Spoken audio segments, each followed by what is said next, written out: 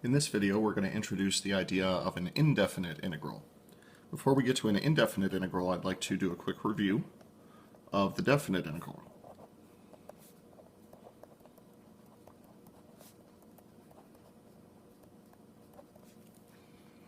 So for a definite integral, we had something that looked a lot like this. This was the definite integral from a to b of f of x times dx. And according to the fundamental theorem of calculus part 2, the way that we evaluate this is to find any antiderivative, plug in your bounds, and subtract the result.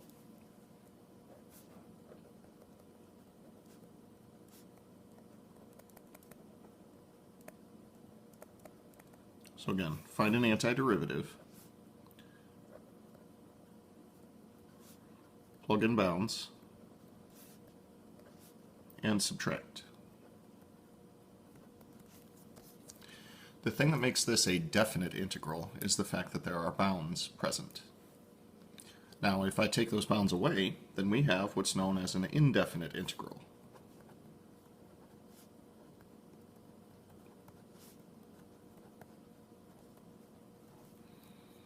For an indefinite integral, it's simply going to look like the following.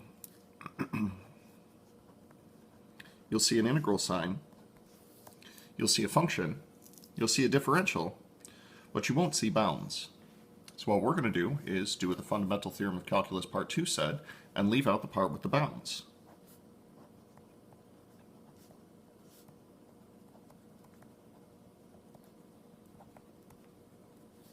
So first step is going to be find an antiderivative.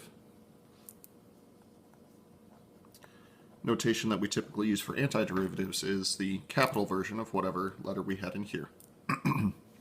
Every other step has to do with bounds, so we're done. Well, at least we're kind of done. Just like we did for the section on antiderivatives, an indefinite integral is, for all intents and purposes, simply asking you to find an antiderivative. Now, if we do a quick side-by-side of the definite integral versus the indefinite integral, I'll answer a couple of questions about these. So definite versus indefinite.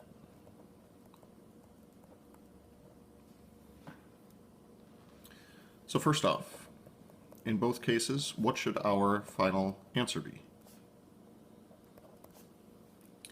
For a definite integral, the final answer should be a number. For an indefinite integral, the final answer should be a function. Then, what meaning does that final answer have?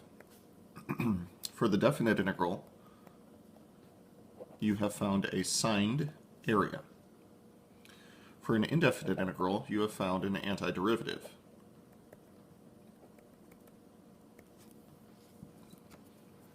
And finally, should you include a plus c on these?